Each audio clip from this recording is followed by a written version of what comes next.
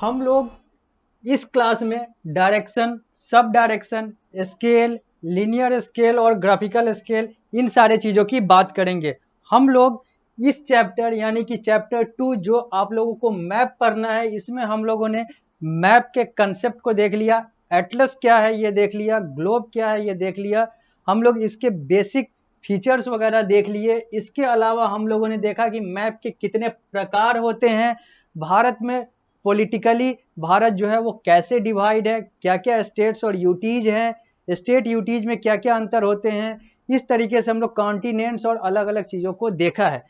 इस लेक्चर में, इस क्लास में मैं आप सभी लोगों को direction, sub direction, scale, linear scale और ग्राफिकल स्केल, इन सारे चीज़ों को समझाऊंगा। मैं हूं द मोहित श्रीवास्तव, आप सभी लोगों का सोशल साइंस टीचर, और मैं यहां पर बात करूंगा आपके क्लास 5 के चैप्टर नंबर 2 मैप के बारे में। और इस क्लास में हम लोग बात करेंगे डायरेक्शन क्या होता है। आप लोग पारस पब्लिकेशन के बुक को देखेंगे तो पारस पब्लिकेशन के बुक, आपके क्लास के बुक में सोशल साइंस के पेज नंबर 12 पर यह दिखेगा, जो आप लोग को इस स्मार्ट बोर्ड पे दिख रहा है।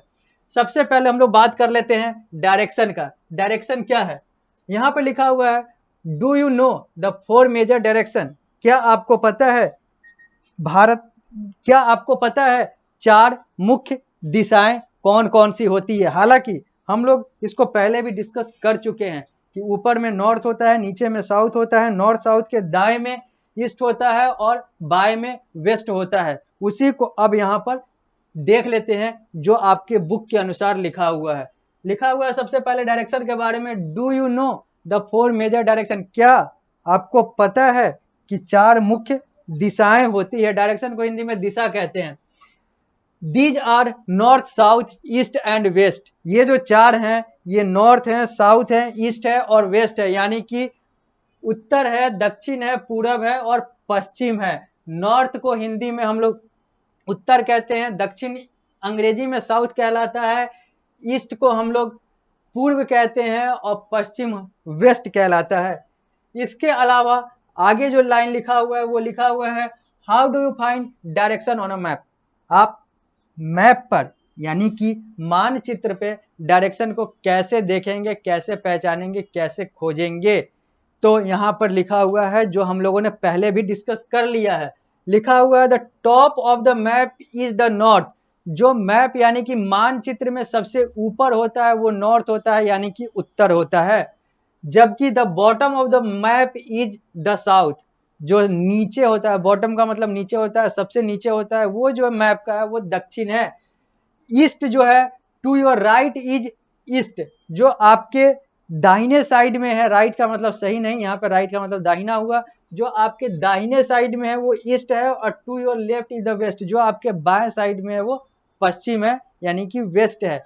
सबसे ऊपर नॉर्थ, सबसे नीचे साउथ, दाहिने में ईस्ट और बाएं में वेस्ट। तो ये जो है ये 4 दिशाएं हैं जो कि मैप की दिशाएं होती है। इसको हम मानचित्र के 4 दिशाएं कहते हैं।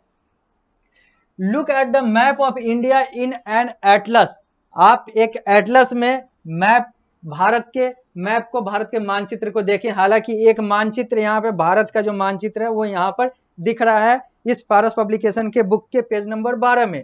तो यहाँ पर आप इसको देख सकते हैं कि ये भारत का एक नक्शा है, भारत का एक मानचित्र है जो यहाँ पर लिखा हुआ है।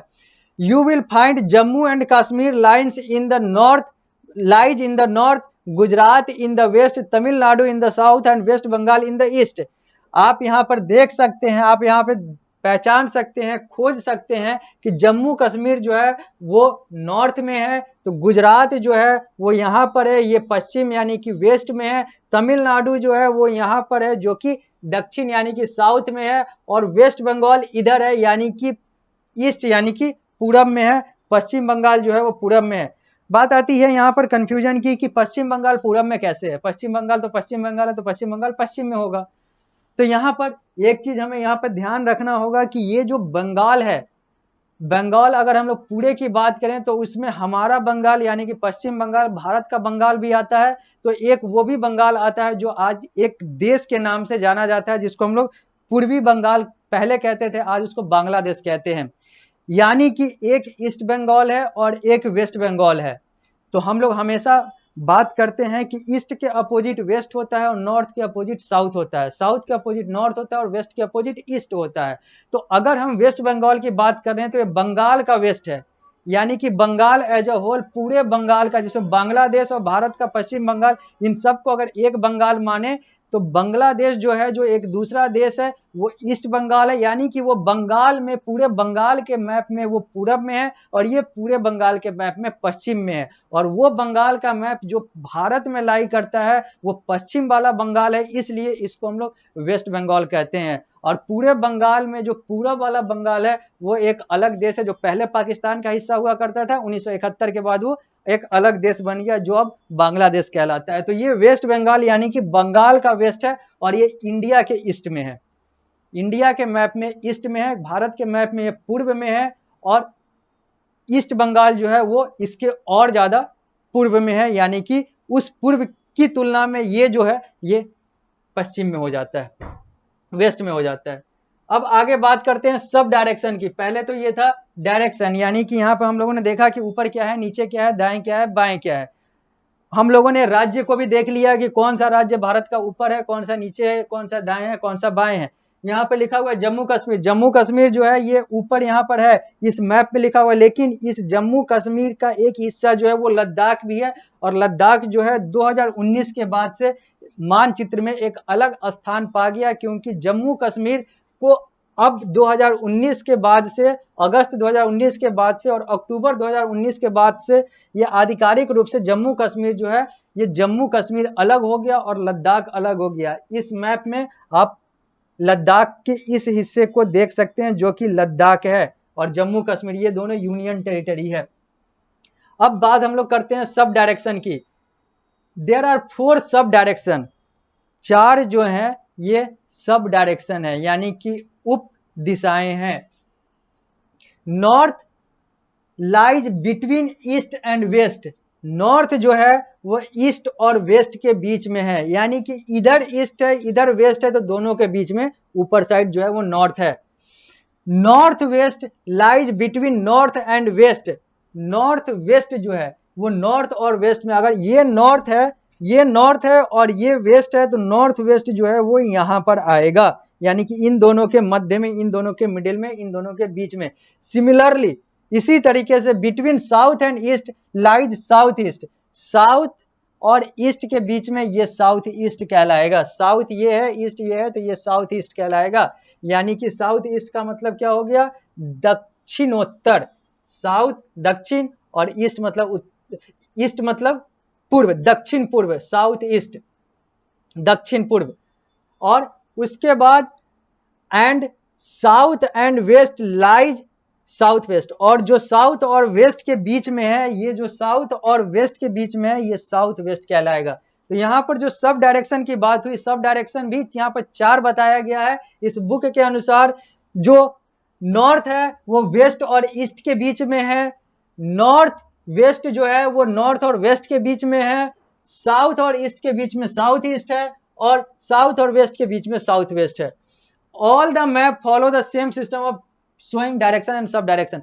दुनिया में जितने भी मैप हैं वो सब इसी सिस्टम, इसी दिशा के सिस्टम और इसी उप दिशा के सिस्टम से चलते हैं, ऐसे ही शो करते हैं अपने दिशाओं को अपने मैप में, अपने मानचित्र में। तो मतलब ये यूनिफॉर्म है, ये आप कहीं पे भी देखेंगे तो इसी तरीके से दिशाएं अंकित होंगी, इसी तरीके से दिशाओं को दिखाया जाएगा मैप में। आगे है स्केल। स्केल किसको कहते हैं, डायरेक्शन हम लोगों ने किसको कहा, तो north east west south east, ये डायरेक्शन थे। तो इन सब के बीच वाले जो थे, डायरेक्शन के बीच वाले जो डायरेक्शन थे वो सब डायरेक्शन कहला गए, जो हम लोगों ने डिस्कस कर लिया है। अब हम लोग स्केल की बात करेंगे। तो यहां पर बात हो रही है, we can not make map showing the actual size of a place, we can not make maps showing the actual size of the place. जब हम लोग मानचित्र बनाते हैं तो हम लोग एक्चुअल साइज को नहीं दिखाते हैं, यानी कि एक्चुअल पूरे दुनिया को अगर एक पेपर में बना रहे हैं तो एक्चुअल तो नहीं दिखेगा, बस उसका एक नक्शा दिखेगा कि ये ऐसा है दुनिया, ये यहाँ पर है, ये यहाँ पर है। पूरा दुनिया का नक्शा, पूरा दुनिया जो है एक पेज में बस नक्शे के रूप में समा सकता है, एक्चुअल नहीं समा सकता है, वही यहाँ पर लिखा हुआ है। Hence a scale is used, इसलिए एक स्केल, एक पैमाने की जरूरत होती है, एक स्केल की जरूरत होती है जो ये बताता है कि किसको कितने में डिवाइड किया गया हुआ है। Suppose the distance between two cities 100 kilometre, अगर मान लेते हैं कि दो शहरों के बीच में, दो नगरों के बीच में दूरियां जो है वो 100 किलोमीटर की है।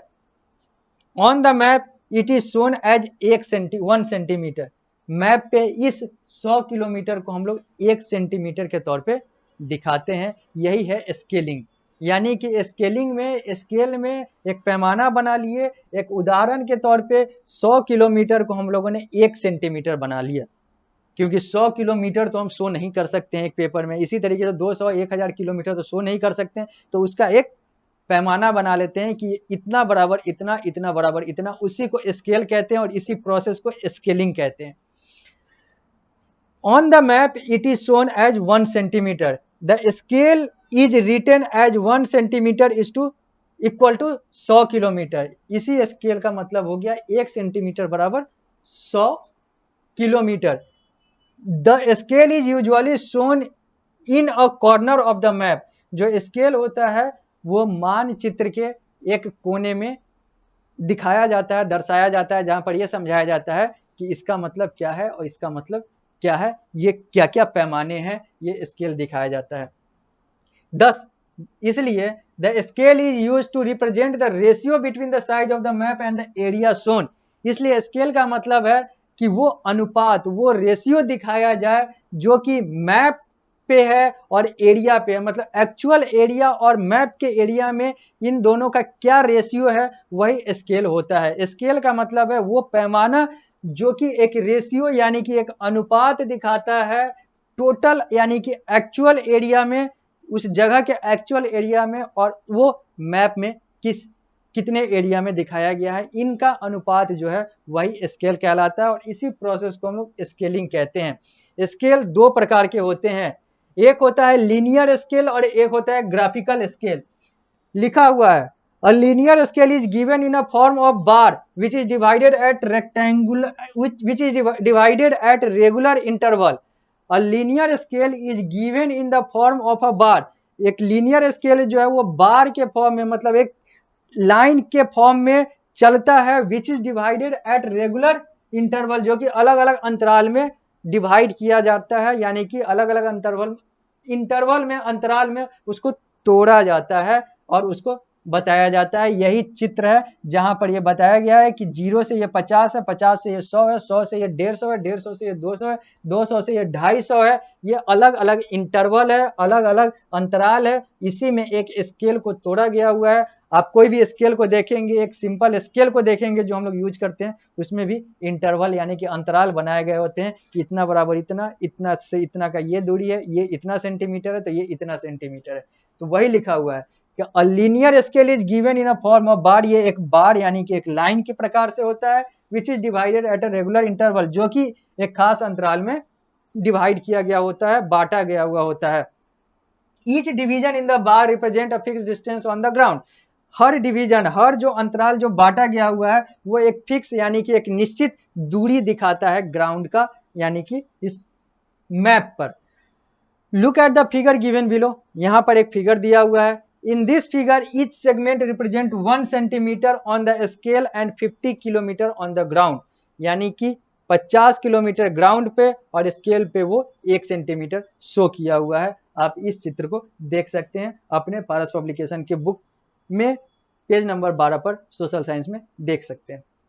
आगे है a map without a scale is called a sketch, एक मानचित्र जिसमें स्केल न हो यानी कि एक खास तरह का पैमाना न बना हुआ हो, उसको हम लोग सिंपली एक स्केच कहते हैं, सिंपली एक ढांचा कहते हैं, सिंपली एक कहा गया कि चलो ये स्केचिंग हो गई, मतलब वो एक्चुअल नहीं है, वो बस जैसे तैसे एक स्केच बना देते हैं, तो वो हमारा जो है वो स्केच कहलाता है। और वही स्केच जब सारा कुछ फॉर्मल वे में आधिकारिक रूप से स्केलिंग के तौर पे किया जाता है, सारा कुछ रूल और रेगुलेशन के तौर पे मैप बनाया जाता है, तो उसको हम लोग मैप यानी कि मानचित्र कहते हैं।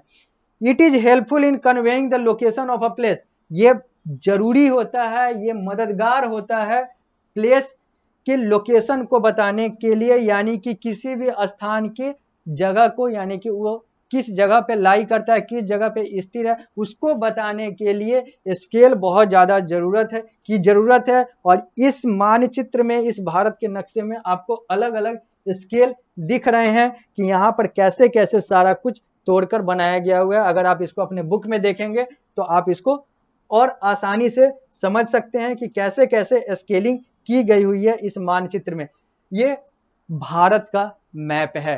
पेज नंबर 13, अगले पेज पे हम आ गए, 12 के बाद 13 पर आ गए। ये है आपका चैप्टर नंबर 2 मैप का पेज नंबर 13, यानी कि topographic map of India. Bharat का जो ये फिजिकल मैप है, जहां पर ये दिखाया गया हुआ है कि भारत भौतिक रूप से कैसे बटा हुआ है, कैसे क्या क्या है। भौतिक रूप में हम लोग क्या दिखाते हैं, फिजिकल मैप में हम लोग क्या दिखाते हैं, तो फिजिकल मैप में हम लोग यही दिखाते हैं कि भारत में कौन कौन सी, किसी भी जगह का जब मैप दिखाते हैं तो दिखाते हैं वहां पर कौन कौन सी नदियां हैं, कौन कौन से जानवर कहाँ कहाँ पाए जाते हैं, इन सारे चीज़ों का, या फिर क्रॉप का यानी कि अनाज, इन सारे चीज़ों का, सागर महासागर, इन सारे चीज़ों को दिखाने का कार्य जो होता है जिस मैप में होता है, उस मैप को हम लोग फिजिकल मैप यानी कि भौतिक मानचित्र कहते हैं। और ये है हमारा भारत का भौतिक मानचित्र जो आपको दिख रहा है सामने।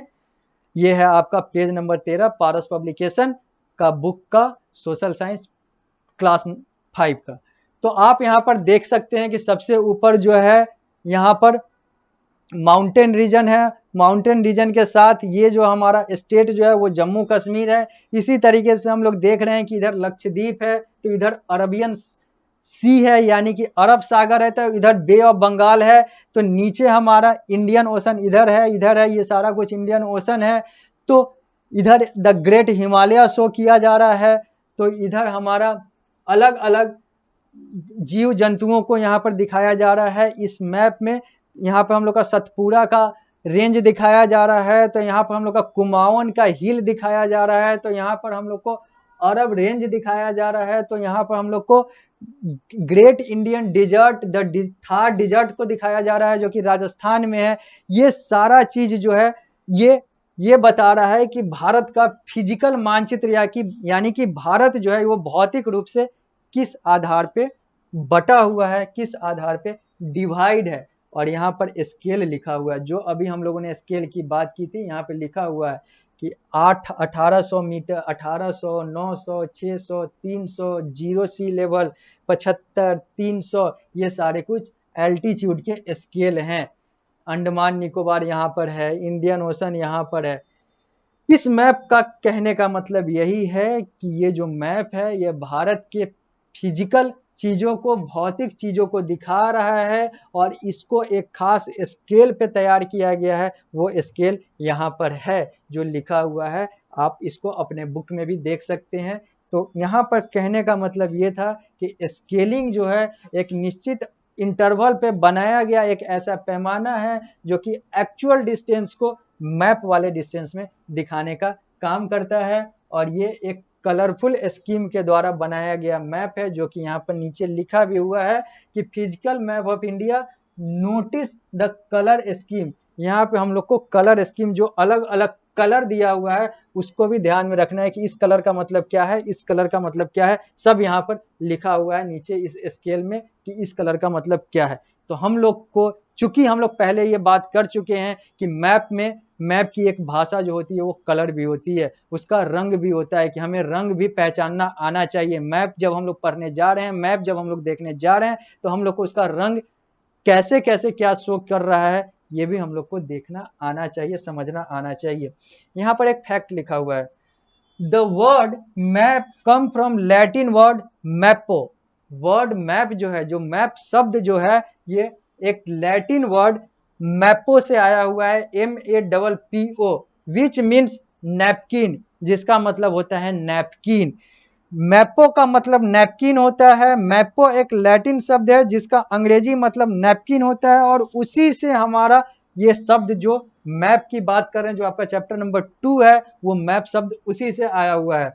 This word was used because like a napkin a map can be easily folded. जैसे हम लोग नैपकिन को, जैसे हम लोग टिश्यू पेपर को आसानी से मोड़ सकते हैं, उसी तरीके से हम लोग मैप को भी आसानी से फोल्ड कर सकते हैं, मोड़ सकते हैं। इसी कारण से मैपो से हम लोगों ने मैप बनाया, और मैपो का मतलब नैपकिन होता है, और नैपकिन का एक खासियत होता है कि उसको आसानी से मोड़ कर एक जगह से दूसरी जगह ले जाया जा सकता है या मोड़ा जा सकता है। उसी कारण से इस लैटिन शब्द मैपो से हम लोगों ने मैप शब्द निकाल लिया, और मानचित्र भी वही है जो हम लोग आसानी से मोड़ सकते हैं, एक जगह से दूसरी जगह ले जा सकते हैं। तो ये एक फैक्ट था, यहाँ पर हम लोग को ध्यान में रखना है कि मैप जो है वो मैपो शब्द से निकला हुआ है। मैपो एक लैटिन शब्द है, उसका अर्थ नैपकिन होता है, और नैपकिन की जो एक खासियत है कि उसको आसानी से हम लोग मोड़ सकते हैं, उसी तरीके से मैप को भी हम लोग आसानी से मोड़ सकते हैं। इसी कारण से मैप का नाम मैप है, और मैप जो है वो मैपो से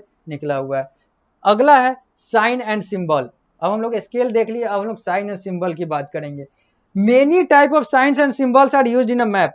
एक मैप में बहुत सारे तरह के साइन और सिंबल, बहुत सारे तरह के अलग अलग रेखाओं का जिक्र होगा, बहुत सारे अलग अलग रेखाएं दिखाई जाएगी, साइंस और सिंबल अंकित होंगे, अलग अलग लोगो अंकित होंगे। For example, a city is marked on a map by a small circle. शहर को हम लोग एक छोटे से सर्कल वृत्त में दिखाएंगे, तो the capital of a country is shown by a dot inside a circle. जबकि एक वृत्त के अंदर में अगर एक जो डॉट, एक बिंदु है, उसको हम लोग उस देश का राजधानी बताएंगे। यानी कि देश की राजधानी के लिए हम लोग कुछ और साइन और सिंबल का यूज करेंगे, तो सिटी यानी कि शहर को दर्शाने के लिए हम किसी और साइन और सिंबल का यूज करेंगे। ये एक उदाहरण के तौर पे दिया हुआ है, हम कोई भी यूज कर सकते हैं, यहाँ पर समझाने के लिए दिया गया हुआ है कि हम लोग कंट्री के कैपिटल को किसी और से, तो कंट्री के अलग अलग सिटीज को किसी और चीज से दर्शा सकते हैं, दर्शाते हैं, दर्शाएंगे। Many colours are used in a map. Map में बहुत सारे कलर का प्रयोग होता है, मानचित्र में बहुत सारे